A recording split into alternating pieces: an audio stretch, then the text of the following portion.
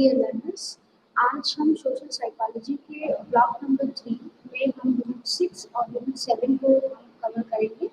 जिसमें यूनिट 6 में हम इंटरपर्सनल अट्रैक्शन और प्रो सोशल बिहेवियर क्या होता है इसके बारे में हम देखेंगे। और यूनिट 7 का जो विषय है वो है ह्यूमन एग्रेशन, यानी मानव आक्रामकता क्या है और कौन कौन से कारक है जो कि मानव आक्रामकता को प्रभावित करते हैं। तो सबसे पहले हम ये देखते हैं कि इंटरपर्सनल अट्रैक्शन और प्रो सोशल बिहेवियर क्या है। तो जैसा कि हम जानते हैं कि मनुष्य एक सामाजिक प्राणी है, एक सोशल एनिमल है, जिसमें एनिमल को एक बायोलॉजिकल बेसिस लिए हुए हैं, लेकिन जो सोशल है जो कि मनुष्य को के सामाजिक स्वभाव को जो है वो प्रकाशित करता है। क्योंकि हम सभी जानते हैं कि हम पूरी अपनी जिंदगी के दौरान कभी भी अकेले रहना पसंद नहीं करते हैं। हम चाहते हैं कि हम आसपास कई लोगों के साथ घिरे रहें। इसलिए जो मनुष्य का जो सामाजिक व्यवहार है वो बहुत ही महत्वपूर्ण होता है उसके व्यक्तित्व को निर्माण करने के लिए। अब इंटरपर्सनल अट्रैक्शन क्या है? तो जो आकर्षकता है या अट्रैक्शन है वो इंटरेक्शन से थोड़ा सा ऊपर है, लेकिन अगर हम इंटरपर्सनल अट्रैक्शन को परिभाषित करें तो हम ये कह सकते हैं कि इंटरपर्सनल अट्रैक्शन जो है वो दो लोगों की लाइकिंग और डिसलाइकिंग जो है उनके बीच का एक संबंध को दर्शाता है। यानी ये एक प्रोलॉन्ग रिलेशनशिप है दो व्यक्तियों के बीच में, जो कि दोनों के बीच की लाइकिंग को कि उनके बीच में क्या लाइकिंग है इसको दर्शाता है। उसी को हम इंटरपर्सनल अट्रैक्शन कहते हैं। अट्रैक्शन के लिए जो है वो इंटरपर्सनल नेचर का होना बहुत जरूरी है, लेकिन ये जरूरी नहीं है कि अगर किसी के बीच में अट्रैक्शन है तो केवल उसका इंटरपर्सनल ही अट्रैक्शन उसके लिए जरूरी हो। कई और भी महत्वपूर्ण कारक हैं जो कि इंटरपर्सनल अट्रैक्शन या अट्रैक्शन को क्या करते हैं, प्रभावित करते हैं। अब हम ये देखते हैं कि ऐसे कौन कौन से कारक हैं जो कि इंटरपर्सनल अट्रैक्शन को प्रभावित करते हैं। तो इस श्रेणी में हमने इन कारकों को 3 श्रेणी में विभाजित किया है, जिसमें पहली श्रेणी है हमारी इंटरनल फैक्टर्स जो कि इंटरपर्सनल अट्रैक्शन को प्रभावित करते हैं, यानी कि हमारे आंतरिक कारक। दूसरे जो है एक्सटर्नल फैक्टर्स जो कि इंटरपर्सनल अट्रैक्शन को प्रभावित कर रहे हैं। और तीसरी श्रेणी में हमारे अंतर्वैयक्तिक कारक हैं जो कि इंटरपर्सनल अट्रैक्शन को हमको प्रभावित करते हैं। तो सबसे पहली श्रेणी जो है जो इंटरनल फैक्टर्स है कि वो कौन कौन से इंटरनल फैक्टर्स हैं जो कि इंटरपर्सनल अट्रैक्शन को प्रभावित करते हैं। तो उसमें सबसे पहला जो आता है वो आता है नीड टू एफिलिएट, यानी संबंध स्थापित करने की जो हमारी आवश्यकता है, नीड टू एफिलिएट, ये सबसे पहला इंटरनल कारक है जो कि इंटरपर्सनल अट्रैक्शन को प्रभावित करता है। अब नीड टू एफिलिएट का मतलब यही हुआ कि हमारे अंदर एक टेंडेंसी होती है कि हम जो है अपने समाज में लोगों के साथ संबंध स्थापित करें। ठीक है, हमें लोगों के साथ हम बॉन्डिंग बनाएं, लोगों के साथ हमको कम्युनिकेट करें, हम सबकी ये आवश्यकता होती है। और ये सबसे पहला कारक है जो कि इंटरपर्सनल अट्रैक्शन को प्रभावित करता है। अब इन कारक में हमें क्या है, कुछ इंडिविजुअल डिफरेंसेस दिखाई देते हैं, कुछ व्यक्तिगत अंतर हमें दिखाई देते हैं। और उसमें इंडिविजुअल डिफरेंसेस में ये है कि कुछ व्यक्ति जो है वो बहुत ज़्यादा एक्सट्रोवर्ट होते हैं, लोगों के साथ आसानी से मित्रता जो है वो स्थापित कर लेते हैं, वो बहुत खुले विचार के होते हैं। तो ऐसे लोगों में जो है नीड टू एफिलिएट की जो टेंडेंसी होती है वो ज़्यादा होती है। लेकिन कुछ लोग ऐसे होते हैं जो कि बहुत जल्दी संबंध स्थापित नहीं कर पाते, लोगों के साथ जो है वो मित्रता नहीं कर पाते, बातचीत नहीं कर पाते। तो ऐसे लोगों में जो है हमें नीड टू एफिलिएट होने की जो टेंडेंसी है वो कम दिखाई देती है, और इन लोगों के बीच में जो इंटरपर्सनल अट्रैक्शन करने की क्षमता है वो भी हमको कम दिखाई देती है। तो सबसे पहला जो कारक था नीड टू एफिलिएट, जो कि हमें इंटरपर्सनल अट्रैक्शन या अट्रैक्शन की तरफ हमें जो है खींच के लेके जाता है, तो सबसे पहला कारक है हमारा संबंध स्थापित करने की जो हमारी आवश्यकता है वो है। कभी कभी ऐसा भी होता है कि कुछ लोग जो हैं वो लोगों के अलोन रहना चाहते हैं, वो लोगों के साथ संबंध स्थापित नहीं करना चाहते, वो लोगों के साथ जो है वो कोई इंटरपर्सनल रिलेशनशिप नहीं बनाना चाहते हैं। तो ऐसे लोगों को हम कहते हैं कि ऐसे लोगों का एक डिसमिसिंग अवॉइडेंट बिहेवियर होता है कि वो अकेले रहना ज़्यादा पसंद करते हैं इन कंपैरिजन की वो लोगों के साथ जो है वो संबंध स्थापित करें। लेकिन फिर भी इंटरपर्सनल अट्रैक्शन का जो पहला कारक है उसमें यही है कि जो लोग खुले दिल के हैं, जो खुले विचार के हैं, जो लोग बहुत जल्दी लोगों के साथ जो है वो संबंध स्थापित कर लेते हैं, उन लोगों में इंटरपर्सनल अट्रैक्शन बनाने की क्षमता जो है वो हमें ज़्यादा देखने को मिलती है। दूसरा कुछ सिचुएशनल फैक्टर्स हैं, जो कुछ परिस्थितियां हैं जो कि हमें जो है वो नीड टू एफिलिएट यानी संबंध स्थापित करने की आवश्यकता के लिए प्रेरित करती है। जैसे मान लीजिए कोई बहुत बड़ा कोई भूकंप आया है या कोई जो है मान लीजिए बाढ़ आया है, सूखा पड़ा है, तो जो लोग इस सिचुएशन को फेस कर रहे हैं और वो लोग क्या करते हैं आपस में जो है वो बहुत जल्दी जो है वो संबंध स्थापित कर लेते हैं जो कि सिमिलर सिचुएशन में है। ऐसे लोगों में जो संबंध स्थापित करने की जो तीव्रता होती है वो ज़्यादा होती है, उनमें हमें नीचे एफिलिएट होने की टेंडेंसी भी जो है वो हमें दिखाई देती है ज़्यादा। उसके बाद जो हमारे इमोशंस हैं, जो हमारे भाव हैं, वो भी बहुत एक इम्पॉर्टेंट रोल प्ले करते हैं हमारे कि हम लोगों के साथ किस तरीके से इंटरपर्सनल इंटरेक्शन को बनाएंगे। तो उसमें जो है सबसे पहले हमने ये देखा है कि जब हम पॉजिटिव मूड में होते हैं, जब हमारा जो है मूड जो है वो सकारात्मक होता है, तो हम लोगों को पॉजिटिवली इवैल्यूएट करते हैं। लेकिन अगर हम जो हम नेगेटिव मूड में होते हैं, तो हम उसी तरीके से लोगों को इवैल्यूएट करते हैं। तो जो मूड होते हैं वो हमारे जो इंटरपर्सनल अट्रैक्शन के लिए जो है हमारे बहुत ही महत्वपूर्ण भूमिका अदा करते हैं। अब जो मूड्स हैं, जो हमारे अफेक्ट है, ये इमोशंस हैं, ये दो तरीके से हमारे ऊपर प्रभाव डालते हैं। एक प्रभाव है जिसको कि हम डायरेक्ट इन्फ्लुएंस कहते हैं, दूसरा जो है हमारा इनडायरेक्ट इन्फ्लुएंस है। डायरेक्ट इन्फ्लुएंस में क्या होता है कि हम अक्सर जो लोग हमारे साथ बहुत अच्छे से बात करते हैं, जो लोग हमारे साथ जो है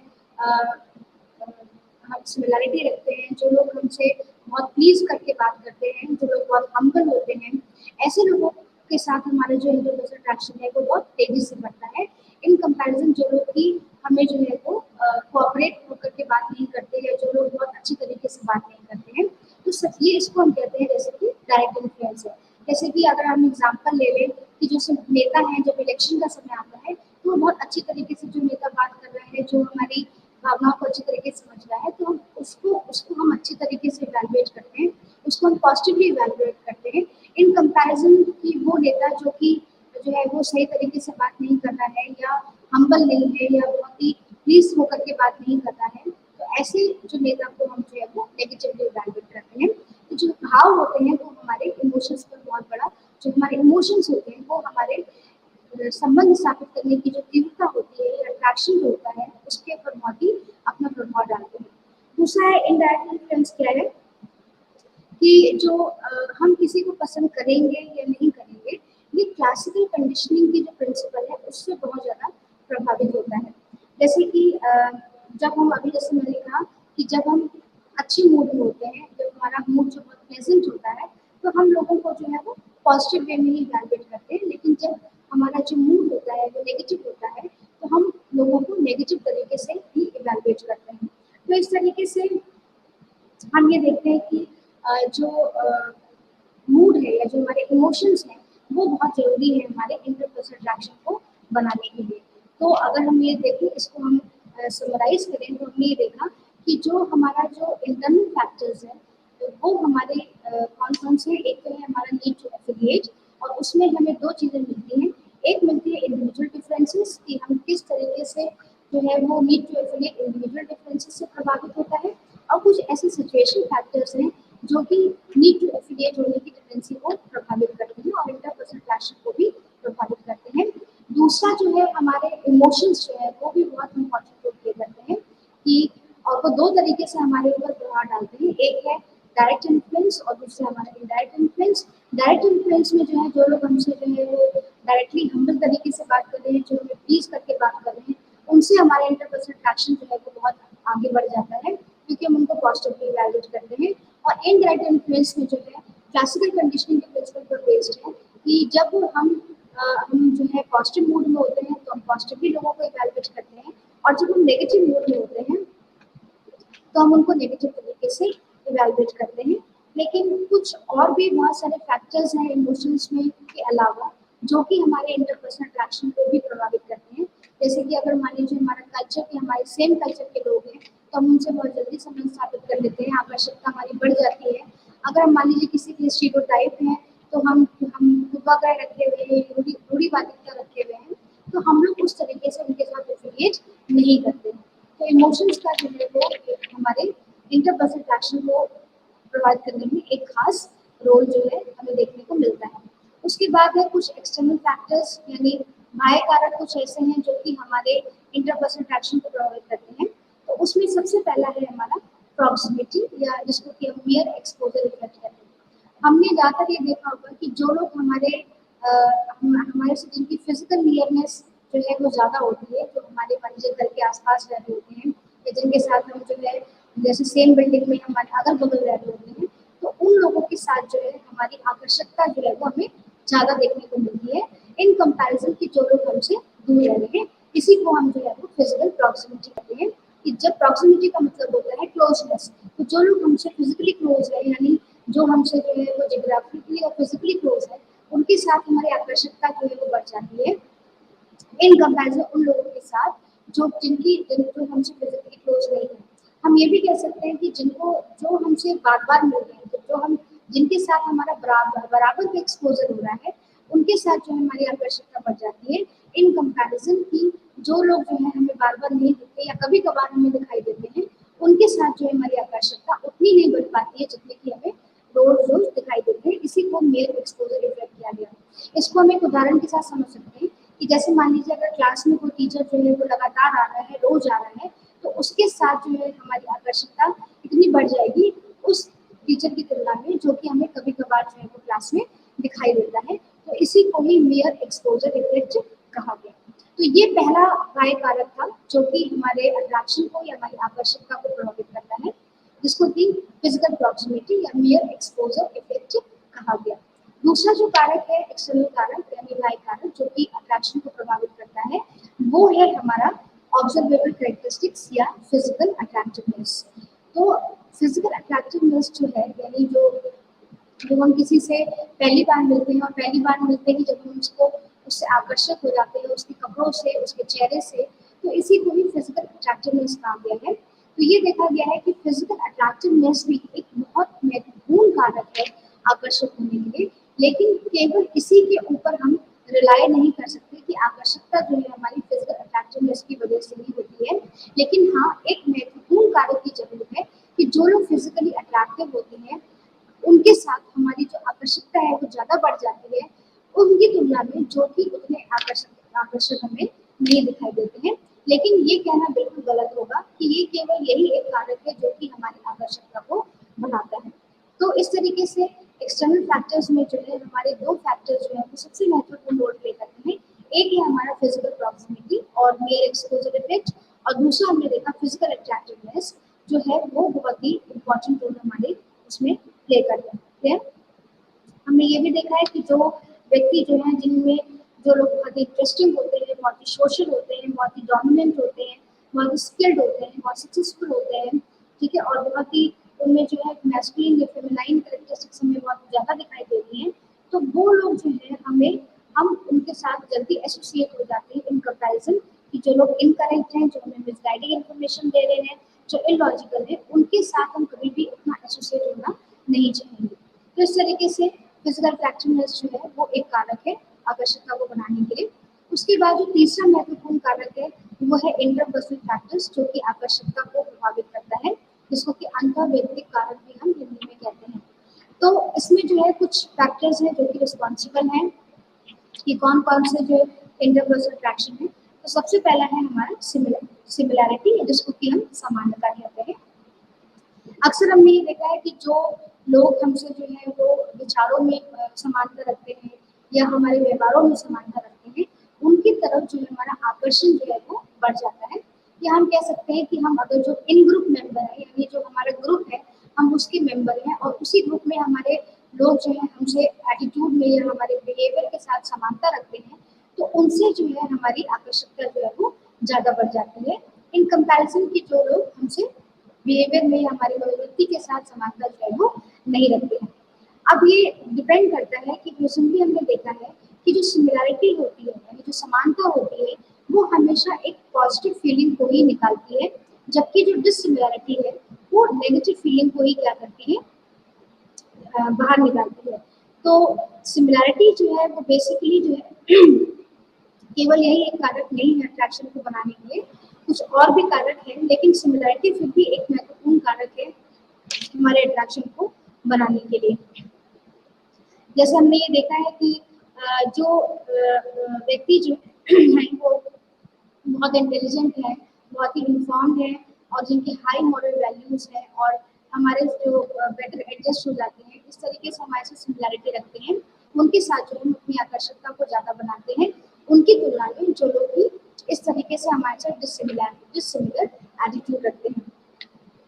नेल्सन ने जो है इन्होंने एक कॉन्सेप्ट दिया जिसको कि हमने कहा प्रोपोर्शनल सिमिलैरिटी, कि कितना प्रोपोर्शनल सिमिलैरिटी हमें लोगों के साथ आकर्षकता बढ़ाता है। तो इसके लिए उन्होंने एक गणितीय सूत्र दिया और सूत्र में उन्होंने ये कहा कि अगर हम जो भी व्यक्ति है जिनके साथ हम मान लीजिए कम्युनिकेट कर रहे हैं, तो उसमें अगर दो व्यक्तियों के उस संदर्भ के दौरान जो भी कम्युनिकेशन हो रहा है उसमें उन दो व्यक्तियों के जो सिमिलर व्यू है उसको अगर हम जो है जितने नंबर ऑफ कन्वर्सेशन हमने किया है उससे अगर हम विभाजित कर दें तो उसको हम कहते हैं प्रपोर्शन ऑफ सिमिलैरिटी। यानी कहने का ये मतलब है कि जितने भी जो भी हम कम्युनिकेशन किसी भी वार्तालाप को अगर मान लीजिए किसी के साथ कर रहे हैं तो उस वार्तालाप में जिन जिन जगहों पर हमने जो है हम दोनों यानी दोनों व्यक्ति जो है सिमिलर समानता का व्यवहार रखते हैं, समानता का विचार रखे हुए हैं, उसको अगर हम टोटल नंबर ऑफ कम्युनिकेशन यानी कितना हमने उन दोनों ने एक दूसरे से बात किया अगर हम उससे विभाजित कर दें तो उसको हम कहते हैं प्रोपोर्शनल सिमिलैरिटी। इस तरीके से भी हम सिमिलैरिटी को क्या कर सकते हैं, निकाल सकते हैं और आकर्षकता का जो है वो हम बढ़ा सकते हैं। लेकिन ये केवल जो है एक गणितीय जब भी हम क्योंकि हम व्यवहार की बात करते हैं तो हम बहुत ज़्यादा ऐसे गणितीय सूत्रों पर उतना नहीं रिलाई करते हैं, लेकिन इसके लिए कई और फैक्टर्स भी हैं जो कि प्रभावित होते हैं। जैसे कि अगर मान लीजिए कोई व्यक्ति सेम एजुकेशन बैकग्राउंड में है हमारे साथ या जो है वो जेंडर जैसा है कल्चरल फैक्टर्स है, तो ये सारे भी फैक्टर्स हैं जो कि सिमिलरिटी को या समानता को क्या करते हैं, बढ़ाते हैं और जिसकी वजह से दोनों दो व्यक्तियों के बीच में जो आकर्षकता है वो भी क्या हो जाती है, बढ़ जाती है। अब ये है कि जो ये देखा गया है कि जो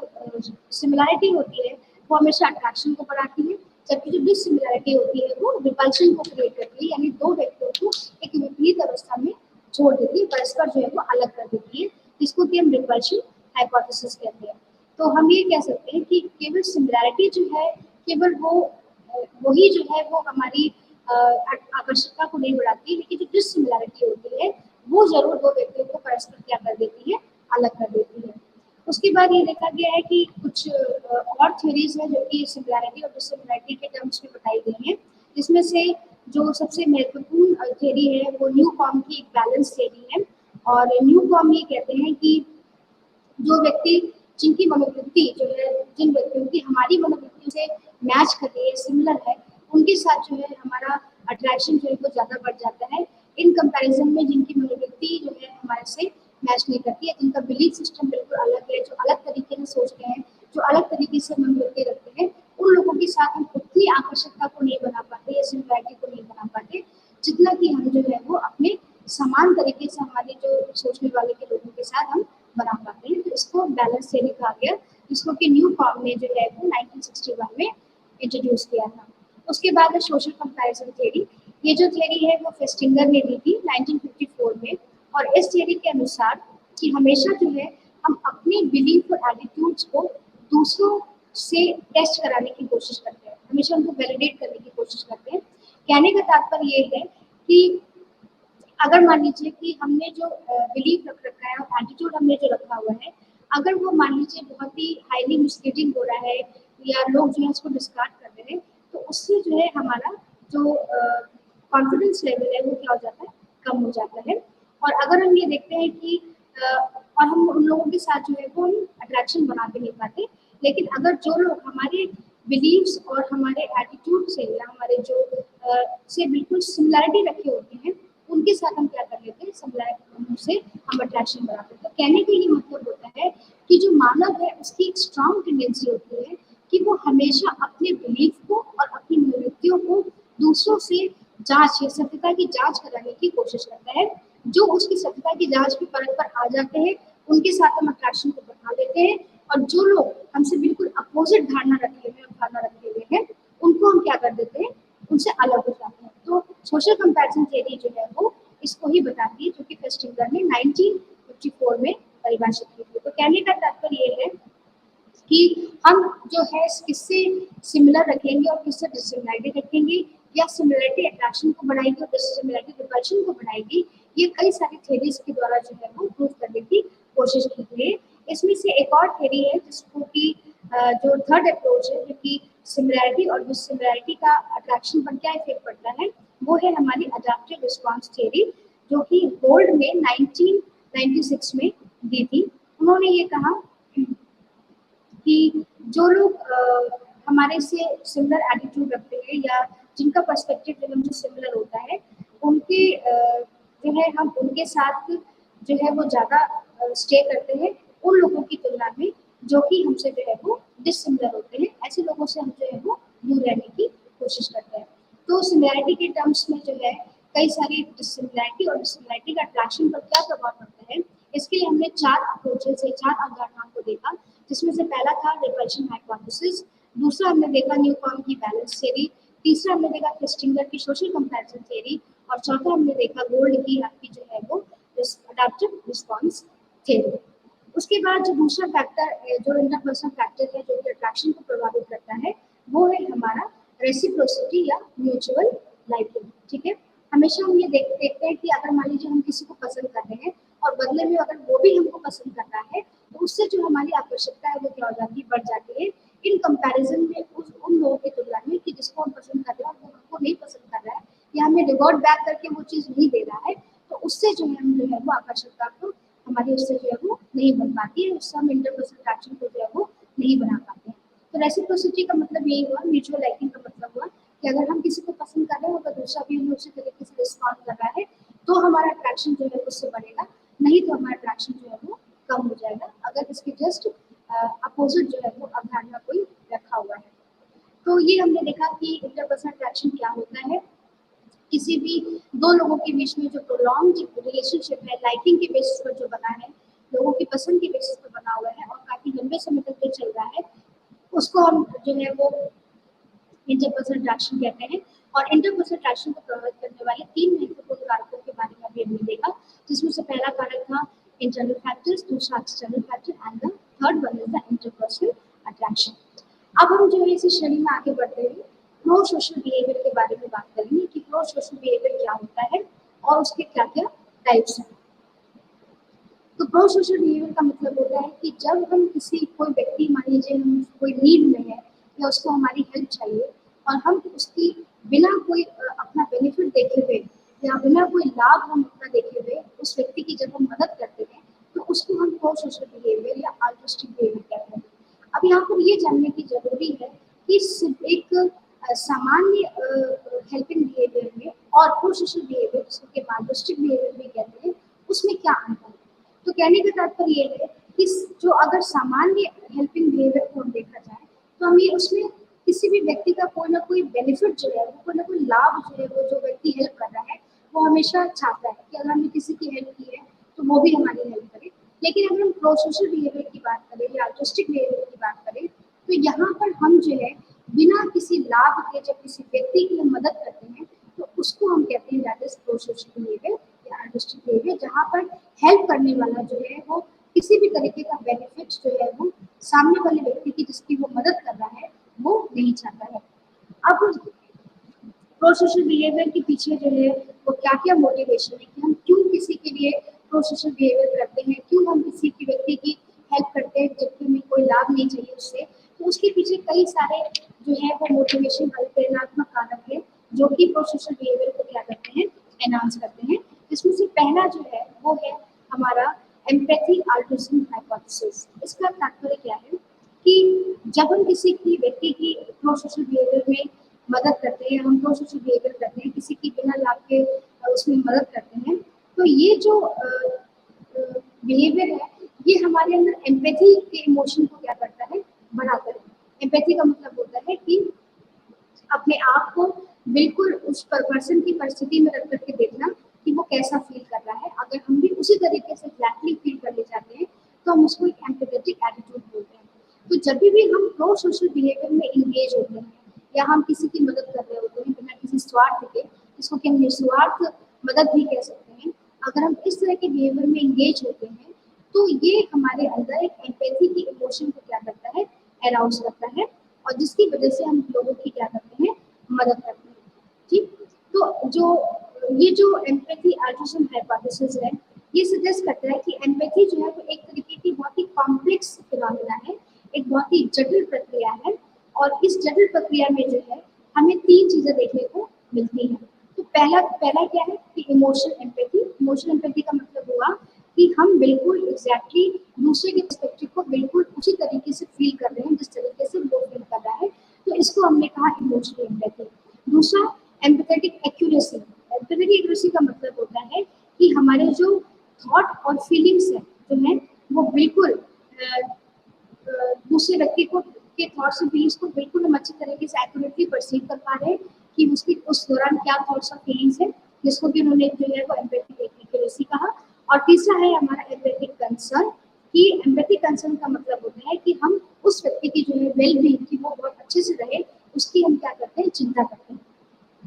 तो इस तरीके से हमने ये देखा कि जो पहला एक अभिप्रेरणात्मक फैक्टर है जो कि प्रो सोशल बिहेवियर में हमें करने को इंगेज रखता है कि हम ऐसे व्यवहार को दर्शाएं लोगों को, तो वो सबसे पहला है एम्पैथी अल्टरूइज्म हाइपोथेसिस। दूसरा है नेगेटिव स्टेट रिलीफ मॉडल। इससे तात्पर्य ये है कि जब भी हम जो है किसी की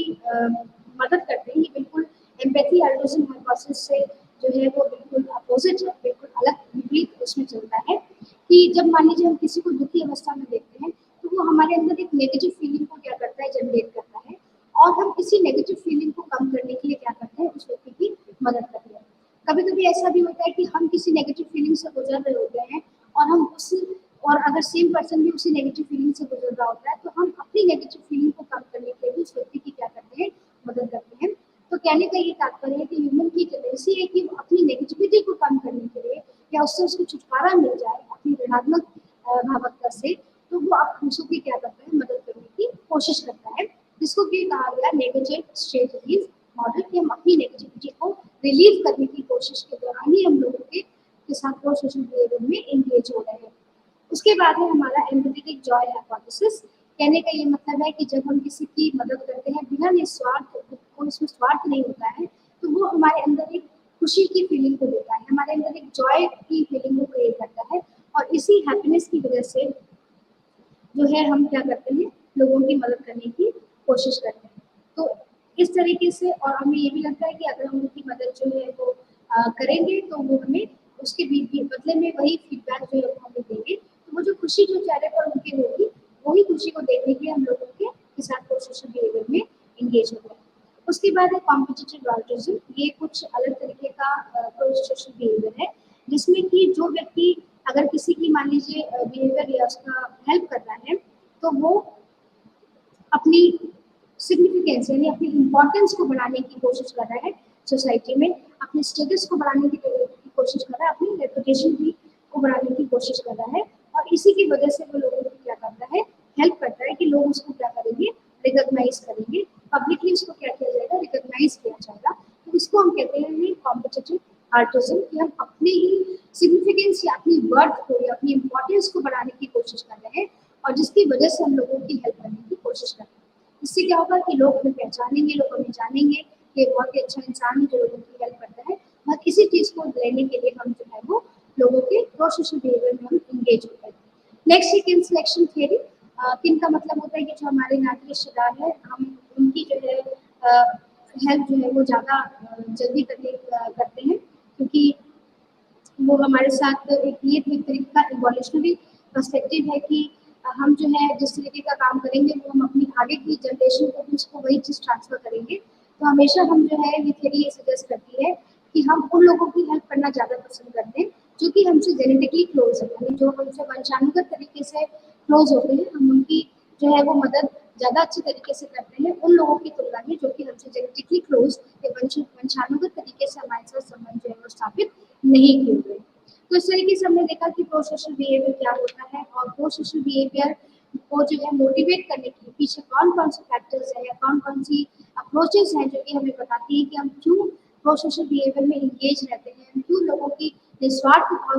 से सेवा करते हैं। जिसके में हमने देखा कि पहला जो था वो था आपका empathy altruism hypothesis, negative state relief model, आपका empathic joy hypothesis, competitive altruism and the kin selection theory. अब एक मॉडल जो है वो बनाया गया है कि प्रो सोशल बिहेवियर जो है वो हेल्पिंग बिहेवियर के लिए हमने ये देखा है कि एक मॉडल है जो कि हमें प्रेरित करता है कि हमें किसी व्यक्ति की हेल्प करना चाहिए। और इसको इसको हम कहते हैं that is the by standard effect. तो बाई स्टैंडर्ड इफेक्ट क्या होता है कि जब भी मान लीजिए कोई विक्टिम जिसको की हेल्प चाहिए, उसकी हेल्प जो लोग खड़े हैं आसपास वो करेंगे कि नहीं करेंगे, वो कई सारी चीजों पर क्या होता है, डिपेंड करता है। इसको हम कहते हैं that is the by standard effect. जैसे कि मान लीजिए रोड पर एक्सीडेंट हो जाता है, बहुत सारे लोग खड़े होते हैं, अब उसमें से कौन सा व्यक्ति जो है, सब एक दूसरे को देखते होते हैं कि कौन सा व्यक्ति आगे आकर के उसकी हेल्प करेगा। तो इसको हम कहते हैं that is the by standard effect, जो कि अगल बगल के लोग हैं कि वो किस तरीके से मदद करेंगे। अब उन्होंने जो एक लतानी और डाके थे, उन्होंने ही बाई स्टैंडर्ड इफेक्ट का जो है वो कॉन्सेप्ट दिया है। और उनका मॉडल ये सजेस्ट करता है कि अगर मान लीजिए कोई भी इमरजेंसी सिचुएशन आ रही है जहाँ पर हमें किसी की इमीडिएट हेल्प करनी है, तो जो है वो जो बाई स्टैंडर्ड जो लोग खड़े होते हैं, वो कुछ 5 स्टेजेस से होकर के वो क्या होते हैं, गुजरते हैं। और इसी 5 स्टेजेस को जब वो पूरी तरीके से इवैल्यूएट कर लेते हैं, तो ही वो किसी की मदद को आगे करने के लिए बढ़ते हैं। उसमें से पहला स्टेज क्या है, सबसे पहला है कि उनको पहला वो ये देखते हैं कि क्या जो सिचुएशन हुई है, क्या वो अनयूजुअल है, क्या उसको जो है वो बिल्कुल अलग तरह की सिचुएशन है जहाँ पर उनको हेल्प करनी चाहिए। तो अब उसको वो अपने आप को इस सिचुएशन में 2 तरीके से इवैल्यूएट करेंगे। अगर सिचुएशन अनयूजुअल है तब तो वो नेक्स्ट स्टेप पर आ जाएंगे, और अगर वो सिचुएशन अनयूजुअल नहीं है तो वो उसको क्या करते हैं, वो सिचुएशन को वहीं पर लीव करके चले जाएंगे। तो पहला स्टेज है, उसमें वो ये सोचते हैं कि क्या जो सिचुएशन है वो अनयूजुअल है या नहीं भी है। उसके बाद नेक्स्ट वो जब अगर हाँ है तो नेक्स्ट स्टेज पर आते हैं कि सिचुएशन की इमरजेंसी क्या है, क्या यहाँ पर तुरंत इमीडिएट हेल्प की जरूरत है, क्या ये बिल्कुल इमरजेंसी सिचुएशन है कि जहाँ पर व्यक्ति की जान भी जा सकती है। तो वो इस नेक्स्ट स्टेज पर आते हैं और फिर इसको इवेलुएट करते हैं हाँ और नहीं के टर्म्स में। अगर हाँ है तो नीचे से आ जाते हैं, नहीं तो उसको वहीं पर छोड़ देते हैं। उसके बाद है अज्यूमिंग रिस्पॉन्सिबिलिटी टू हेल्प। उसके बाद थर्ड स्टेज पर वो ये देखते हैं कि क्या मदद करने की केवल उनकी ही रिस्पॉन्सिबिलिटी है, कि उनको तुरंत जो है वो उस पर्सन की हेल्प करनी चाहिए क्योंकि वो रिस्पॉन्सिबल सिटीजन है, तो क्या उनको रिस्पॉन्सिबिलिटी उनकी जो हेल्प करने की होनी चाहिए। तो उसको भी वो क्या करते हैं, इवैल्यूएट करते हैं। उसके बाद अगर हाँ होता है तो नेक्स्ट स्टेज पर आते हैं जिसके है डिसाइडिंग हाउ टू हेल्प, कि किस तरीके से वो उसकी मदद करे, कि इसको हॉस्पिटल जाना है, अगर उसको जो है कोई और हेल्प की जरूरत है तो उसमें ये देखा जाता है कि क्या किस तरीके से वो किसी दूसरे पर्सन की हेल्प कर सकते हैं। और फाइनली लास्ट स्टेज पर जब ये पूरी चारों स्टेजेस में वो अपने आप को हाँ के टर्म्स में इवैल्यूएट कर लेते हैं, तो लास्ट आता है deciding to finally implement the help, कि अब फाइनली हमें उस पर्सन की क्या कर देना है, हेल्प को कर देना है। तो इस तरीके से हमने ये देखा कि जो प्रो सोशल बिहेवियर का एक मॉडल है, यानी हेल्पिंग बिहेवियर का एक मॉडल है, जिसको कि लतानी और डाल्टन ने दिया था, जिसको कि बाय स्टैंडर्ड इफेक्ट कहा गया। और बाय स्टैंडर्ड इफेक्ट का मतलब है कि जो हेल्प जो लोग दे रहे हैं, जो लोग खड़े हैं उस दौरान, वो किस तरीके से हेल्प देंगे। तो हेल्प देने के लिए वो 5 पहले स्टेजेस से गुजरते हैं और उसके बाद ही वो फाइनल हेल्प देने की कोशिश करते हैं। उसके बाद कई सारे फैक्टर्स हैं जो कि प्रो सोशल बिहेवियर को जो है वो इफेक्ट करते हैं, जिसमें सबसे पहला है सिमिलैरिटी विद द विक्टिम, यानी जिसको हेल्प चाहिए, अगर मान लीजिए वो हमसे जो है वो सिमिलैरिटी रखता है, जैसे कि मान लीजिए वो हमारा मित्र है या हमारे परिवार का सदस्य है या हमारे जो है वो हमारा जानने वाला है, हमारा रिश्तेदार है, तो हम उसकी जो मदद है वो ज़्यादा करते हैं क्योंकि वो सिमिलर है हमारे उसमें, उनकी तुलना में जो कि हमसे विक्टिम जो है बिल्कुल अननोन है, स्ट्रेंजर है, जिसको कि हम नहीं जानते। तो सबसे पहला फैक्टर जो है वो ये है कि सिमिलैरिटी विद द विक्टिम, की हमारा उस विक्टिम के साथ कितनी समानता है। उसके बाद है attribution about the victim suffering. कहने का तात्पर्य यह है कि मान लीजिए जो भी अगर जो जिसको हेल्प चाहिए उसको हम क्या करते हैं, 2 तरीके से इवैल्यूएट करते हैं जो कि हेल्प देना चाह रहा है। कैसे करता है वो, 2 तरीके के एट्रीब्यूशन करता है, इंटरनल या एक्सटर्नल। अगर उसको लगता है कि ये जो व्यक्ति जिसको की हेल्प चाहिए, अगर उसको जो भी हेल्प चाहिए क्योंकि वो उसके लिए खुद से रिस्पॉन्सिबल है, उसके कुछ ऐसे ट्रेड्स हैं जो कि रिस्पॉन्सिबल है उसकी इस सिचुएशन की, तो हम लोग उस समय जो है वो हेल्प करने की थोड़ा पीछे हो जाते हैं क्योंकि हमें लगता है कि यही व्यक्ति रिस्पॉन्सिबल है अपनी इस स्थिति की। एक्सटर्नल फैक्टर में हम क्या देखते हैं कि अगर मान लीजिए कोई इन्वायरमेंट रिस्पॉन्सिबल है या कोई ऐसी सिचुएशन रिस्पॉन्सिबल है जिसकी वजह से विक्टिम की हालत हुई है, तो हम उसकी मदद करने के लिए क्या करते हैं, तुरंत दौड़ते हैं। तो सबसे पहले हम ये देखते हैं कि विक्टिम का सफरिंग जो है क्या वो उसके खुद की वजह से हुआ है या कोई ऐसे परिस्थिति जो बन गई जिसकी वजह से वो ऐसी स्थिति में है। तो हम उसकी मदद उसी के अनुसार करते हैं। अगर एक्सीडेंट है तो क्या वो अल्कोहल पिए हुए था, वो बहुत तेज ड्राइव कर रहा था, उसकी वजह से उसका एक्सीडेंट हुआ है, या कोई और सिचुएशन फैक्टर्स थी कि कोई और बहुत तेजी से आ रहा था और वो गिर गया, गलत तरीके से आ रहा था जिसकी वजह से उसका एक्सीडेंट हुआ। तो हम पहले यहाँ पर 2 तरीके से इवैल्यूएट कर लेते हैं विक्टिम की सत्य को। उसके बाद है हमारा प्रो सोशल मॉडलिंग। तो प्रो सोशल मॉडलिंग में जो है हम ये देखते हैं कि अगर मान लीजिए कोई जो मॉडल है जिसको कि पसंद करते हैं वो अगर हमें प्रो सोशल बिहेवियर करता हुआ दिखाई दे रहा है तो उससे जो है मोटिवेट होकर के हम लोग भी देखते हैं, या कोई ऐसे मान लीजिए वीडियो गेम है, कोई ऐड ऐसे दिखाई जाते हैं टीवी पर जो कि प्रो सोशल बिहेवियर को जो है वो गवर्न करते हैं, तो हम भी जो है प्रो सोशल बिहेवियर करना जो है वो सीख जाते हैं। उसके बाद है हमारा ग्रेटिट्यूड। अगर मान लीजिए कोई प्रो सोशल एक्ट हमने किया, बदले में जिसकी हमने मदद करी, अगर वो हमको ग्रेटिट्यूड दे रहा है, हमको प्लीज कर रहा है, हमें जो ग्रीट कर रहा है, तो उसकी मदद के लिए हम जो है वो दोबारा से तत्पर हो जाते हैं उसी पर्सन की दोबारा से। उसके बाद है तो ये कुछ ऐसे इंटरपर्सनल। और दूसरा है कि हम सोसाइटी में, क्योंकि हम अभी हमने जैसे देखा कि हम कभी भी मनुष्य जो है वो अकेले जीवन नहीं बिता सकता, क्योंकि सोसाइटी में अपने आप को अप्रूव करना दिखाना पड़ता है, अपने आप की सम्मतता दिखानी पड़ती है। तो कुछ इंटरपर्सनल रिलेशंस होते हैं और कनेक्शंस होते हैं जिसकी वजह से भी जो है सोसाइटी में हम जो है वो प्रो सोशल बिहेवियर में एंगेज होते हैं। तो ये कुछ सारे ऐसे फैक्टर्स थे जो कि प्रो सोशल बिहेवियर को जो है वो अफेक्ट करते हैं। तो उसमें है similarity with the victim, attribution about the victim suffering, pro social modelling, और है हमारा gratitude and the interpersonal relationship and connection with the society. तो ये है आपका हमारा प्रो सोशल बिहेवियर जो कि हमने देखा। तो इस तरीके से इस यूनिट 6 में हमने ये देखा कि इंटरपर्सनल अट्रैक्शन क्या होता है, इंटरपर्सनल अट्रैक्शन को प्रभावित करने वाले कौन-कौन से कारक हैं, और उसके बाद हमने देखा कि प्रो सोशल बिहेवियर क्या होता है, प्रो सोशल बिहेवियर को कौन-कौन सी ऐसी अप्रोचेस हैं जो कि उसको मोटिवेट करती हैं कि हमें प्रो सोशल बिहेवियर में एंगेज होना चाहिए। और तीसरा महत्व है कि हमारे कौन-कौन से फैक्टर्स हैं जो प्रो सोशल बिहेवियर को जो है वो करने में हमें मदद करते हैं कि हमें उस प्रो सोशल बिहेवियर को लोगों को दिखाना चाहिए। अब इसी क्रम में आगे बढ़ते हुए हम यूनिट 7 पर आते हैं, जो कि ह्यूमन एग्रेशन या जिसको कि हम आक्रामकता कहते हैं। तो आक्रामकता को अगर हम देखें तो ये बहुत ही एक प्रिमिटिव अडैप्टिव फॉर्म है किसी बिहेवियर से अपने आप को बचाने के लिए, और इसे केवल ह्यूमन बीइंग ही नहीं दर्शाते, इसके कई एनिमल्स हैं, कई सारी स्पीशीज हैं जिनमें कि हमें एग्रेशन का बिहेवियर जो है वो देखने को मिलता है। क्योंकि कभी-कभी जो है एग्रेशन एक ऐसा हो जाता है जो कि हमारे लिए एक सर्वाइवल का जरिया हो जाता है कि अगर हम एग्रेशन नहीं दिखाएंगे तो शायद हम सर्वाइव नहीं कर पाए। तो इस तरीके से अग्रेशन जो है वो फिजिकल भी हो सकता है और साइकोलॉजिकल भी हो सकता है, स्ट्राइक भी हो सकता है दूसरे की तरफ। एग्रेशन जो है वो फिजिकल भी हो सकता है और हमारा जो है वो साइकोलॉजिकल भी हो सकता है। अब तो जिस तरीके से डिजिटल वर्ल्ड में हम लोग आ गए हैं, तो कई और तरीके एग्रेशन शो करने के लिए कि अगर आप सोशल मीडिया प्लेटफॉर्म पे हमने किसी की एग्रेशन दिखाते हुए तस्वीर पोर्ट्रे कर दी या कुछ और एग्रेसिव बिहेवियर उसको दर्शा दिया, तो अब तो डिजिटल वर्ल्ड की वजह से, टेक्नोलॉजी की वजह से एग्रेशन को शो करने के हमें कई सारे तरीके हैं। अगर हम एग्रेशन को डिफाइन करने आए कि हम एग्रेशन को किस तरीके से डिफाइन कर सकते हैं, तो एग्रेशन को डिफाइन करने का जो है मतलब ये है कि अग्रेशन जो है वो बेसिकली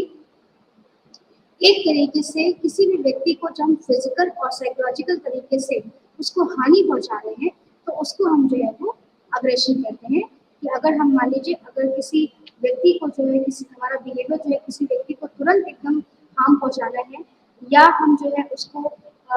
साइकोलॉजिकली भी अगर हार्म पहुंचाना चाहते हैं, तो ऐसे बिहेवियर को हम जो है वो अग्रेशन कहते हैं। तो बेसिकली जो है वो एक अग्रेशन जो है वो एक तरीके से एक इंडिविजुअल का रिस्पॉन्स है जो कि दूसरे व्यक्ति के लिए बिल्कुल अनप्लेजेंट होता है, क्योंकि हम उस स्थिति में उसको क्या कर रहे हैं, हार्म पहुंचाने की कोशिश कर रहे हैं। अब एग्रेशन को अगर हम देखा जाए कि इसके कितने प्रकार हैं और ये किस तरीके से सोशल इंटरेक्शन को प्रभावित करता है, तो हम ये कह सकते हैं कि एग्रेशन जो है वो हमारा 2 तरीके का होता है। एक होता है कि हमारा होस्टाइल एग्रेशन, कि हमने किसी को फिजिकली हार्म पहुंचा दिया, उसको हमने जो है मार दिया, किसी वेपन से उसको हमने मार दिया, तो उसको हमने कहा that is the hostile aggression, जिसमें कि हमारा एक्शन जो है वो दिखाई दे रहा है। और दूसरा हमारा एग्रेशन होता है जिसको कि हम इंस्ट्रूमेंटल एग्रेशन बोलते हैं, कि जहाँ पर हमारा एक हिडन गोल होता है और इस हिडन गोल को पूरा करने के लिए हम जो उस व्यक्ति को क्या करते हैं, हार्म पहुंचाते हैं, तो उसको हम कहते हैं that is the instrumental aggression. तो अग्रेशन बिहेवियर जो है बेसिकली उसका मतलब ये है कि हमें दूसरे को किसी न किसी तरीके से हर्ट करना है, किसी न किसी तरीके से उसको जो है वो हार्म पहुंचाना है। और दो तरीके का एग्रेशन हो गया, दैट इज होस्टाइल, जिसमें कि आप बिल्कुल ही होस्टाइल हो गया है, बिल्कुल ही आक्रामक हो गया है कि वो मारने को दौड़ रहा है। और दूसरा हो गया हमारा दैट इज इंस्ट्रूमेंटल, कि जहाँ पर एक हमारा हिडन गोल होता है, उस गोल को हम फुलफिल करने के लिए दूसरे को क्या करते हैं, हर्ट करने की कोशिश करते हैं, तो उसको हम कहते हैं that is the instrumental aggression. अब इससे पहले भी मैंने कहा कि और भी कई तरीके के एग्रेशन है, क्योंकि हम नई वर्चुअली जो है हम आजकल आगे बढ़ रहे हैं और हम टेक्नोलॉजिकली बहुत साउंड हो गए हैं। तो कुछ लोग जो है वो दूसरे को एम्बैरस करने के लिए या हर्ट करने के लिए जो है कुछ डॉक्यूमेंट्स को अपलोड कर देते हैं सोशल मीडिया पे, फोटोग्राफ्स को कर देते हैं, कुछ कमेंट्स कर देते हैं, कुछ एलिगेशन लगा देते हैं, उनके ब्लेम लगा देते हैं। और इस तरीके से एक सोशल नेटवर्किंग प्लेटफॉर्म में जो इस तरीके का काम करते हैं, तो हम एक नए तरीके के एग्रेशन को जो है यहाँ पर प्रदर्शित करते हैं। अब कई सारे थ्योरेटिकल अप्रोचेज हैं जो कि ये बताती हैं कि एग्रेशन जो है वो कौन कौन से जो है हमारे एग्रेशन के जो है वो कारक है, या कौन कौन से लोगों ने एग्रेशन को बताया है। तो सबसे पहला जो है हमारा वो है हमारा कि बायोलॉजिकल अप्रोचेस, जिसमें कि फ्राइड का नाम आता है। और फ्राइड ने हमें कहा कि क्योंकि हमारे अंदर एक इंस्टिंक्ट होता है कि जो कि हमें डिस्ट्रक्टिव बिहेवियर करने के लिए वो प्रोत्साहित करता है, जिसको कि उन्होंने थैंटोस या डेथ इंस्टिंक्ट कहा, क्योंकि जो फ्राइड थे उनकी थ्योरी में इंस्टिंक्ट का बहुत इंपॉर्टेंट रोल था। और उन्होंने दो तरीके के इंस्टिंक्ट हमारे बताए जो देखने को मिलते हैं। एक होता है हमारा लाइफ इंस्टिंक्ट और दूसरा होता है हमारा डेथ इंस्टिंक्ट। जो लाइफ इंस्टिंक्ट होता है वो हमें कंस्ट्रक्टिव वर्क करने के लिए जो हमें मोटिवेट करता है कि हम कोई रचनात्मक कार्य करें, जबकि जो डेथ इंस्टिंक्ट होता है वो हमें डिस्ट्रक्टिव वर्क करने के लिए जो है वो प्रेरित करता है, क्योंकि हम इसी इसी इसी इंस्टिंक्ट की वजह से जो है हम एग्रेसिव बिहेवियर को भी क्या करते हैं, शो करते हैं। उसके बाद है ड्राइव अप्रोचेज है, जो कि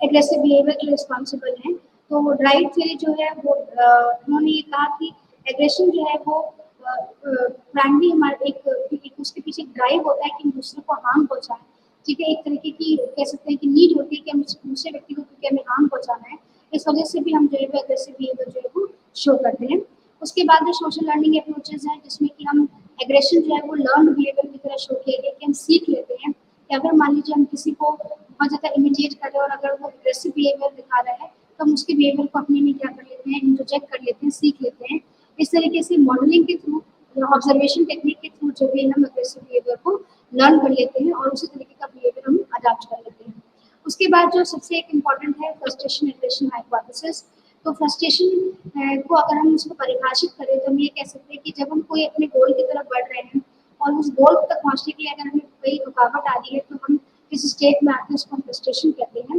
उन्होंने ये कहा कि जो फ्रस्ट्रेशन है वो एग्रेशन का मेन कारण है, कि जब भी हम एग्रेशन हमें तब होता है कि जब हम हमारे साथ हम फ्रस्ट्रेट हो रहे होते हैं, बहुत फ्रस्ट्रेशन हमें आ रहा होता है, हम उस चीज़ से बहुत परेशान हो चुके होते हैं कि हम अपने उस चीज़ को अचीव नहीं कर पा रहे, बीच में रुकावट आ रही है तो हमें अग्रेशन आ रहा है। तो फ्रस्ट्रेशन एग्रेशन हाइपोथेसिस क्या है, एक तरीके से वाइस वर्सा है कि फ्रस्ट्रेशन के बाद अग्रेशन आएगा, अग्रेशन के पहले फ्रस्ट्रेशन आएगा। ये दोनों एक दूसरे को जो है वो वाइस वर्सा कॉन्सेप्ट हमें देखने को मिलता है। और कहने का ये तात्पर्य है कि जो फ्रस्ट्रेशन है वो एक कारक है अग्रेशन के आने का। और इसको जो इस हाइपोथेसिस को सबसे पहले बर्कोविट्ज थे, उन्होंने इसको जो है वो प्रपोज किया था उसको। और उन्होंने आर्ग्यू किया कि जो हमारा जो फ्रस्ट्रेशन है वो बेसिकली नेगेटिव इफेक्ट को क्या करता है, जनरेट करता है, जिसको कि हम एग्रेसिव इंक्लाइनेशन बोलते हैं, that proportionate to the negative effect produce by the frustration, जो कि हमें फ्रस्ट्रेशन के नेगेटिव इफेक्ट से क्या होता है, आता है। उसके बाद है हमारा एक्साइटेशन ट्रांसफर थ्योरी। ये भी जो है वो बेसिकली एग्रेशन को समझाती है कि हम क्योंकि एग्रेशन के समय जो है वो बहुत ही इमोशनली अराउज हो जाते हैं और अपने क्या इस कंडीशन को जो है हम क्या करते हैं कि ट्रांसफर करते हैं किसी दूसरे व्यक्ति के ऊपर, क्योंकि हम एक्साइटेड इतने होते हैं कि हम अपने एग्रेशन को ट्रांसफर करते हैं। उसी को हमने जो है वो एक्साइटेशन ट्रांसफर थ्योरी का, जो कि एग्रेशन को समझाने के लिए एक बहुत ही महत्वपूर्ण थ्योरी है। उसके बाद जो नेक्स्ट मॉडल जो डेवलप किया गया है आक्रामकता के संदर्भ में, उसको हम जनरल अग्रेशन मॉडल या GAM बोलते हैं। और जनरल अग्रेशन मॉडल जो है वो एक थ्योरेटिकल अप्रोच है एग्रेशन का, जो कि जिसमें कि हमें सोशल, कॉग्निटिव, डेवलपमेंटल और बायोलॉजिकल फैक्टर्स जो हैं वो दिखाई देते हैं कि कौन कौन से ये सारे फैक्टर्स जो है एग्रेशन के रिस्पॉन्सिबल है। तो अब इस मॉडल की शुरुआत कैसे होती है कि सबसे पहले जो है स्टेज 1 में क्या होता है कि हम एग्रेशन के लिए इनपुट वेरिएबल्स की क्या चीज एग्रेशन को जनरेट कर रही है। तो दो चीजें जनरेट कर सकती हैं, या तो कोई सिचुएशन फैक्टर्स हैं जो कि एग्रेशन को बढ़ावा दे रहे हैं, जैसे कि फ्रस्ट्रेशन है, या कोई हमें प्रोवोक कर रहा है एग्रेसिव होने के लिए, या हम किसी एग्रेसिव मॉडल से एक्सपोज हो रहे हैं, उसको देख रहे हैं बार बार कि वो एग्रेसिव बिहेवियर शो कर रहा है, या कोई ऐसा एनवायरमेंटल डिस्कम्फर्ट है, कुछ प्रॉब्लम है हमारी परिस्थिति में जिसकी वजह से हमें एग्रेशन आ रहा है। तो इनपुट वेरिएबल जो है एग्रेशन के लिए कौन कौन से वेरिएबल रिस्पॉन्सिबल है, तो पहला हो गया सिचुएशन फैक्टर और दूसरा है पर्सनल फैक्टर। पर्सनल फैक्टर में क्या हो सकता है कि हम किसी उस व्यक्ति का ट्रेट ही ऐसा है कि उसे बार बार गुस्सा आता है, ठीक है, या उसके बिलीफ सिस्टम ऐसा है, वो जो है वो एग्रेसिव एक्ट्स को परफॉर्म करने के लिए बहुत ही स्किल्ड है कि वो हमेशा आक्रामकता को दिखाएगा। तो ये सारे क्या हो गए हमारे पर्सनल फैक्टर्स हो गए जो कि एग्रेशन के लिए रिस्पॉन्सिबल होते हैं।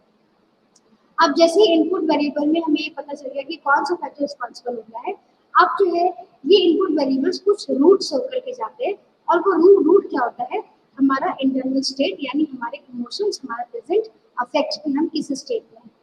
अब जो स्टेज 2 है वो है हमारा रूट, ये वेरिएबल इस रूट से होकर के जाएगा, वो उस रूट को नाम हमने दिया अफेक्ट, हमारे इमोशन, और ये अफेक्ट जो है हमारे इमोशन जो है वो दो तरीके से जनरेट हो जाते हैं एग्रेशन के समय,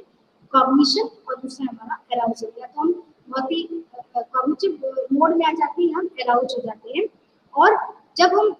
थर्ड स्टेज के बाद हम थर्ड स्टेज पर आते हैं कि हम उसके बाद हम ये डिसाइड करते हैं कि हमें एक्चुअली में क्या करना है। तो कैसे डिसाइड करते हैं, अगर मान लीजिए हमारा इफेक्ट कॉग्निशन की तरफ बढ़ रहा है तो हम उस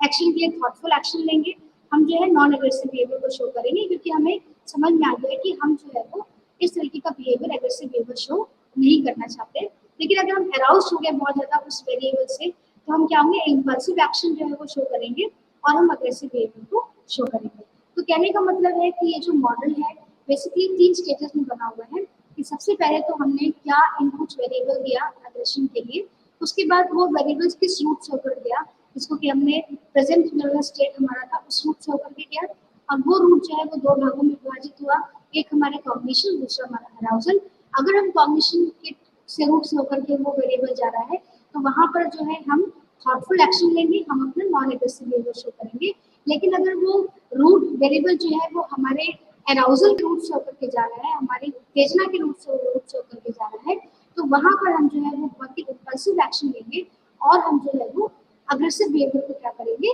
शो करेंगे। तो ये थे हमारे कुछ अप्रोचेस जो कि बताते हैं कि अग्रेशन के लिए जो कौन कौन से क्रिटिकल मॉडल हैं जो कि अग्रेशन को शो करते हैं, जिसमें से सबसे पहला था हमारा फ्लाइट का, जो डेथ इंस्टिंक्ट के बारे में उन्होंने बताया है, जिसको कि हमने बायोलॉजिकल अप्रोच कहा। फिर ड्राइव अप्रोच, जिसमें उन्होंने ये कहा कि हमारे, क्योंकि एक अग्रेशन जो है वो प्राइमरी ओरिजिनेट होता है कि हमारी स्ट्रॉन्ग नीड है, हमारी स्ट्रॉन्ग ड्राइव है कि हम जो है वो दूसरे को हर्ट करें, दूसरे को हम परेशान करें, जिसको कि बर्फोविट्स, जोलार्ड, इन लोगों ने जो है वो शो किया था। उसके बाद हमारा सोशल लर्निंग अप्रोचेस, जिसमें कि बैंडुला का रोल है कि हम ऑब्जर्वेशन और इमिटेशंस के थ्रू जो है वो सीख जाते हैं कि हमें दूसरे व्यक्ति को क्या करना है, एग्रेसिव बिहेवियर शो करना है। फ्रस्ट्रेशन एग्रेशन हाइपोथेसिस है जो कि बर्फोविट्स ने दिया कि फ्रस्ट्रेशन जो है वो always lead to aggression, aggression always lead to frustration, excitation transfer theory and the general aggression model. उसके बाद हम इसी श्रेणी में आगे बढ़ते हुए देखते हैं कि कौन कौन से ऐसे कारक हैं जो आक्रामकता के लिए रिस्पॉन्सिबल है, जो कि जिनकी वजह से हमें आक्रामकता जो है वो देखने को मिलती है। तो सबसे पहला जो है कुछ पर्सनल फैक्टर्स हैं जो कि रिस्पॉन्सिबल होते हैं हमारे अग्रेशन के लिए। उसमें पर्सनल फैक्टर्स में हम ये कह सकते हैं कि जो उस व्यक्ति के ट्रेट्स ऐसे हैं, उसका टेम्परामेंट ही ऐसा है, कुछ उसके बिलीफ सिस्टम भी ऐसे हैं जिसकी वजह से वो जो है वो एग्रेशन को शो करता है। उसके बाद है फ्रस्ट्रेशन, जैसे कि अभी बताया कि फ्रस्ट्रेशन एक महत्वपूर्ण कारक है एग्रेशन को बढ़ाने के लिए, कि अगर मान लीजिए हमें अपने गोल तक पहुंचने के लिए बार बार हमें रुकावटों का सामना करना पड़ रहा है तो हम बहुत ही आक्रामक हो जाते हैं, एग्रेसिव बिहेवियर शो करते हैं। और दूसरा है प्रोवोकेशन, जब हमें कोई उत्तेजित करता है एग्रेसिव बिहेवियर शो करने के लिए, हमें बार बार प्रोवोक करना होता है कि हम उत्तेजित हो जाए, उसको भी वो भी एक कारक है जो कि एग्रेशन के लिए रिस्पॉन्सिबल है। उसके बाद है पर्सनैलिटी एग्रेशन, जैसे अभी बताया कि कुछ लोग जो है हर व्यक्ति हर एक सिचुएशन के डिफरेंट तरीके से रिस्पॉन्ड करता है। सोशल साइकोलॉजी जो है सजेस्ट करते हैं कि जो जितने भी कॉम्प्लेक्स बिहेवियर्स है, जैसे कि अग्रेशन है और वायलेंस है, ठीक है, ये बेसिकली जो है वो हमारा लोगों के साथ इंटरपर्सनल इंटरेक्शन कैसा है उस पर जो है वो काफ़ी हद तक प्रभावित होता है। तो कुछ लोगों के क्योंकि ट्रेट ऐसे होते हैं जिसकी वजह से जो है वो एग्रेसिव बिहेवियर कहते हैं, इसको टास्क मॉडल कहते हैं। टास्क मॉडल का जो फुल फॉर्म है वो है the traits as situational sensitive model, जो कि आर्ग्यू करती है कि देयर आर कुछ सम ट्रेट्स कुछ व्यक्ति में ऐसे देखने को मिलते हैं जिसकी वजह से वो एग्रेसिव बिहेवियर शो करते हैं। और कुछ ऐसे सिचुएशन फैक्टर्स भी होते हैं जो कि फ्रस्ट्रेशन और प्रोवोकेशन को क्या करते हैं, बढ़ाते हैं। तो एग्रेशन जो है वो अगर मान लीजिए इस तरीके का जो टाइप ए पर्सनैलिटी के लोग हैं जिनको बहुत जल्दी काम करने की आदत है, जो कि बहुत जल्दी जल्दी बोलते हैं, बहुत जल्दी जल्दी करते हैं, बहुत ही इम्पेशेंट होते हैं, उन लोगों में भी हमें जो है वो एग्रेशन का ये भी एक कारक है जो कि हमें एग्रेशन में अंदर बहुत ज़्यादा दिखाई देता है। उसके बाद कुछ केमिकल इन्फ्लुएंसेस हैं, यानी कुछ हमारे अंदर हार्मोन्स ऐसे हैं जो कि हमारे एग्रेसिव बिहेवियर के क्या होते हैं, रिस्पॉन्सिबल होते हैं। तो ये देखा गया है कि जो एक हार्मोन है टेस्टोस्टेरोन, जो कि मेल हार्मोन होता है, वो बहुत रिस्पॉन्सिबल होता है एग्रेशन को बढ़ाने के लिए। तो टेस्टोस्टेरोन जो है वो एक ऐसा हार्मोन है जो कि एग्रेसिव बिहेवियर को जो है वो या एग्रेसिव टेंडेंसी को जो है वो बढ़ाता है, क्योंकि ये पॉजिटिवली कोरिलेट है एग्रेसिव बिहेवियर से। इसी तरीके से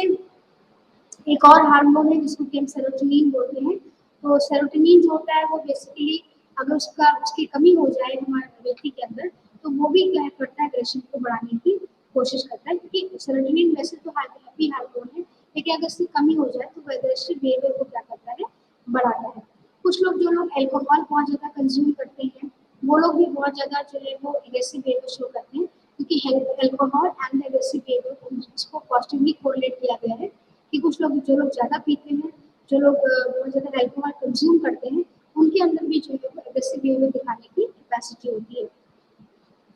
उसके बाद एक और फैक्टर है डिस्प्लेस्ड एग्रेशन। तो कभी-कभी हम जो है वो एग्रेशन जो होता है उसको हम क्या करते हैं, डिस्प्लेस करते हैं। डिस्प्लेस कैसे करते हैं कि या तो हम जो हमारा एग्रेसिव बिहेवियर होता है वो किसी और इनोसेंट के ऊपर चला जाता है जिसकी कोई गलती नहीं भी की होती है, तो भी हम उसको जो है वो अपना एग्रेसिव बिहेवियर दिखा देते हैं क्योंकि हम बहुत ऑफेंसिव होते हैं, तो वो हमें किया गया होता है। उसके बाद एज और एग्रेशन का भी कोरिलेशन है। ये देखा गया है कि जो बेसिकली जो चिल्ड्रन होते हैं, जो लोग जो कि वायलेंट एक्शंस और एग्रेसिव बिहेवियर में एंगेज होते हैं, वो बहुत ज़्यादा एग्रेसिव होते हैं। जो टीनेजर्स हैं वो बहुत एग्रेसिव बिहेवियर आपको शो करते हुए दिखाई देंगे। तो इस तरीके से एज और एग्रेशन भी जो है वो एक दूसरे से काफ़ी पॉजिटिवली कोरिलेट होते हैं। जेंडर एंड एग्रेशन है तो इसमें देखा गया है कि मेल्स जो है या मोर एग्रेसिव, बहुत ज़्यादा एग्रेसिव होते हैं कंपैरिजन टू फीमेल्स। और जो फीमेल्स का एग्रेशन होता है वो basically tend and brief friend response होता है, कि जहाँ पर वो लोग जो है वो सबसे पहले एक शांत तरीके से एग्रेशन दिखाती है, जबकि आपको अगर जो मेल होता है वो फिजिकली और वर्बली आपको एग्रेशन जो है वो ज़्यादा शो करता है। कुछ ऐसे सोशल और कल्चरल फैक्टर्स होते हैं वो भी रिस्पॉन्सिबल होते हैं एग्रेशन के लिए। जो एक्सपोजर है बहुत ज़्यादा अगर मास मीडिया से जहाँ पर बहुत ज़्यादा वायलेंस दिखाया जा रहा है, तो वो भी एक बहुत बड़ा कारक है एग्रेशन का, क्योंकि आजकल ज़्यादातर बच्चे जो एग्रेशन देख रहे हैं वो बेसिकली मीडिया के थ्रू ज़्यादा एग्रेशन देख रहे हैं, तो वहीं से उनके अंदर एग्रेसिव टेंडेंसी डेवलप हो रही है। अगर किसी बच्चे को बहुत ज़्यादा रिजेक्शन मिला हुआ है, किसी एडल्ट को बहुत रिजेक्शन मिला है, सोसाइटी में उसे एक्सेप्टेंस नहीं मिला हुआ है, तो भी उसके अंदर जो है वो एग्रेशन देखने को दिखाई ज़्यादा देता है। और अगर मान लीजिए उसकी कोई नीड फुलफिल नहीं हो पाई है, नीड से वो डिप्राइव है और उसकी फुलफिल नहीं हो पा रही है, तो वहाँ भी जो है वो हमें एग्रेशन देखने को मिलता है। कुछ और सिचुएशन एनवायरमेंटल फैक्टर्स हैं जहाँ पर हमें एग्रेसिव बिहेवियर का कोई महत्वपूर्ण कारक हो जाते हैं। एक होता है वेपन इफेक्ट, कि जब हम किसी सिचुएशन में किसी वेपन को देखते हैं तो उससे भी जो है हमारे एग्रेशन को वो भी जो है हमारे एग्रेशन को डेवलप करते हैं, जैसे कि गन है, ठीक है, तो उस तरीके से इलेक्ट्रिक शॉक है, इस तरीके से हम चीज़ों को देखते हैं, तो हमारा जो एग्रेशन का एक महत्वपूर्ण कारक होता है एग्रेशन को शो करने का। तो ये सारे कुछ फैक्टर्स हैं जो कि रिस्पॉन्सिबल है हमारे एग्रेसिव बिहेवियर को, कि हम किस तरीके से आक्रामकता की तरफ बढ़ते हैं। अब कौन-कौन से ऐसे कारक हैं जो कि हमारे एग्रेशन को कम कर सकते हैं। तो सबसे पहला है सोशल लर्निंग। अगर मान लीजिए किसी मॉडल को अगर वो एग्रेसिव बिहेवियर शो कर रहा है और वो उसी तरह उसको पनिशमेंट दे दिया जाए कुछ इस तरीके का, तो वो एग्रेसिव बिहेवियर को क्या कर सकता है, कम किया जा सकता है, क्योंकि जो भी उसको ऑब्जर्व कर रहा है उस मॉडल को, वो देखता है कि अगर उस मॉडल ने ऐसा काम किया, उसको पनिशमेंट मिला बहुत अच्छे से, तो वो बिहेवियर एग्रेसिव बिहेवियर को क्या कर देता है, रिड्यूस कर देता है। उसके बाद है कैथारसिस। तो कैथारसिस जो है वो बेसिकली एक साइकोएनालिटिक अप्रोच है तो यहाँ पर बेसिकली जो स्ट्रॉन्ग इमोशंस है उनको हम डिस्प्लेस करते हैं माइल्डर फॉर्म में। तो कैथारसिस भी एक बहुत ही इम्पॉर्टेंट एक फैक्टर है जिसकी वजह से हम जो है वो उसको एग्रेशन को हम कम कर सकते हैं। उसके बाद है कई सारी कॉग्निटिव स्ट्रैटेजीज हैं जहाँ पर हम अपने थॉट प्रोसेस को लॉजिक बना करके और अपने थॉट प्रोसेस को जो है वो थॉटफुल एक्शन लेकर के हम एग्रेसिव बिहेवियर को कम कर सकते हैं। जैसे कि अभी हमने जनरल एग्रेशन मॉडल में देखा कि अगर हमारा जो वेरिएबल है वो कॉग्निटिव रूप से होकर के गया है तो हमारा जो एग्रेसिव बिहेवियर है वो कम हो जाता है और हम जो है वो उसको एग्रेसिव बिहेवियर को हम शो नहीं करते हैं। उसके बाद एक और है दैट इज बुलिंग बिहेवियर।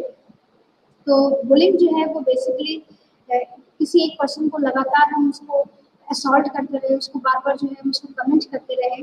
तो उसके अंदर जो है वो रिटेलिएट करने की जो पावर है वो ज़्यादा आ जाती है। वो जो एग्रेसिव बिहेवियर जो है वो बहुत ज़्यादा शो करता है। बेसिकली स्कूल्स में जो टीनेजर्स बच्चे हैं उनके अंदर जो है वो ऐसी बुलिंग टेंडेंसी जो है ज़्यादा दिखाई देती है, जहाँ पर वो एक ही बच्चे को जो है वो बार बार जो है वो कमेंट कर रहे होते हैं या उसके ऊपर रिपीटेडली जो है वो असॉल्ट कर रहे होते हैं। तो इसको हम जो है वो बुलिंग कहते हैं। और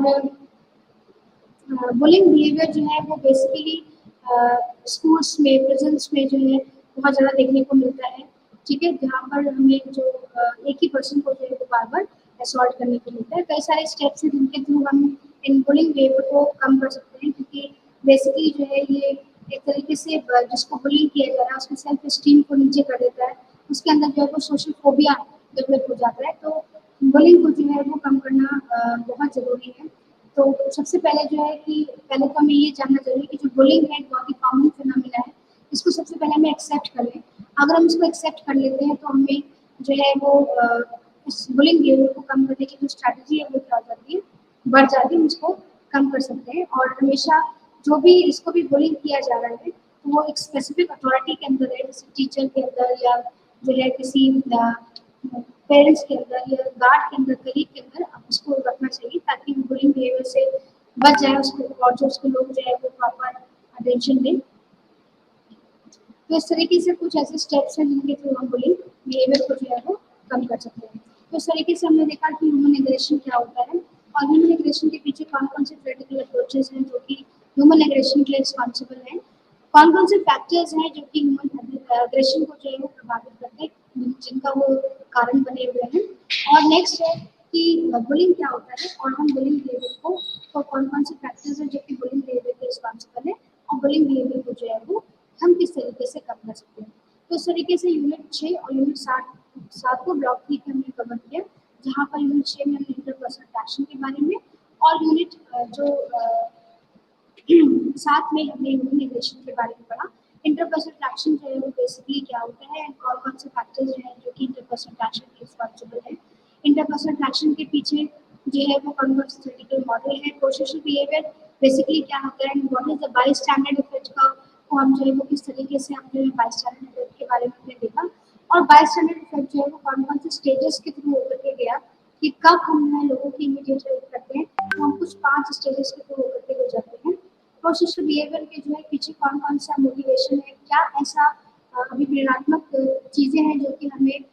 मोटिवेट करके कि हम प्रोसेसर बिहेवियर करें, जिसमें कि एम्पैथी जो एक वेरिएबल है वो बहुत रिस्पॉन्सिबल है प्रोसेसर बिहेवियर के लिए। और एम्पैथी का मतलब होता है कि जहाँ पर हम जो है